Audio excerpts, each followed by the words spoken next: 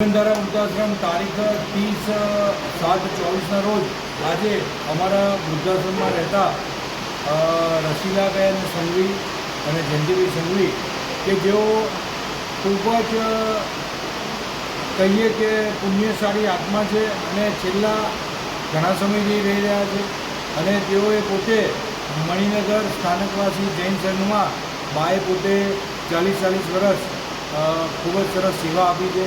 તેઓ મંડળ ચલાવતા અને મંડળના પ્રમુખ હતા અને આવા પુણ્યશાળીઓ જીવનધારામાં આવા ઘણા બધા પુણ્યશાળીઓ રહે છે અને આજે બા ખૂબ જ બીમાર છે અને તેમનું ઓક્સિજન લેવલ ઘટી ગયું છે અને દાદાનો ફોન આવ્યો હતો કે સંદીપભાઈ આવું છે ને હું બહુ તકલીફમાં છું ને મને તમે મળવા આવો તો અત્યારે હું તેમની મુલાકાતે આવી છું તો આપણે તેમની મુલાકાત લઈશું.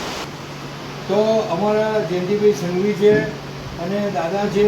દાદા બી ખૂબ જ સરસ અને બા અમારા છે કે બાની ઉંમર કેટલી થઈ દાદા? બાની ઉંમર 83. ખૂબ જ સરસ તેમણે સ્થાનકવાસી ઉપાશ્રય કે મણિનગરમાં ખૂબ જ સરસ તેમણે સેવા આપી છે. બાને ઘણું સારું બા સારું છે ને સારી રીતે તેઓ બોલી રહ્યા છે.